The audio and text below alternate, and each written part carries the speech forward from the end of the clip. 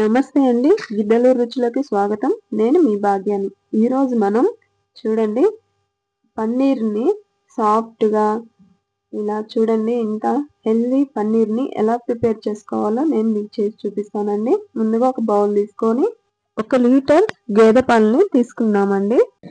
చిక్కటి పాలు అయితేనే పన్నీరు ఎక్కువగా మంచిగా వస్తుందండి. స్టవ్ వెలిగించుకుందాము.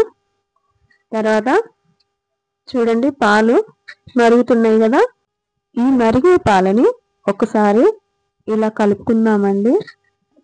తర్వాత ఈ పాలల్లోకి 1 స్పూన్ నిమ్మరసాన్ని వాడుతున్నానండి. నేను ఎలాంటి వెనిగర్ కానీ ఏమీ యూజ్ చేయట్లేదు.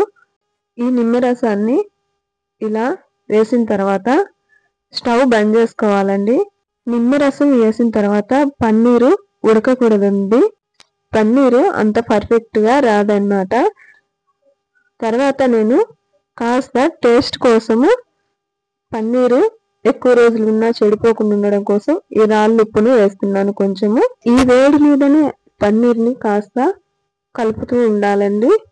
చూడండి పాలు నీళ్లు వేరుపడినట్టుగా వేరుపడిపోయింది కదా, పన్నీర్ పర్ఫెక్ట్గా అయిపోయింది.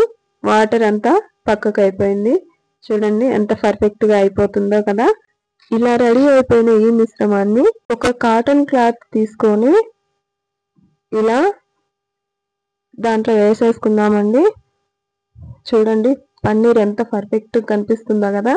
ఇలా పన్నీర్ మొత్తం వడగట్టిన తర్వాత చూడండి ఈ క్లాత్ని ఇలా ఫోల్డ్ చేసి వడగట్టాలండి. చూడు వాటర్ అనేది మొత్తం బయటకు రావాలి. తర్వాత ఈ పన్నీర్ని మనము ఇలా పెట్టి దీనిపైన బరువు పెట్టాలండి. ఎంత బరువు పెడితే పన్నీర్ అంతా పర్ఫెక్ట్గా వస్తుంది. 1 అవర్ తర్వాత నేను ఇలా బరువు తీసానండి.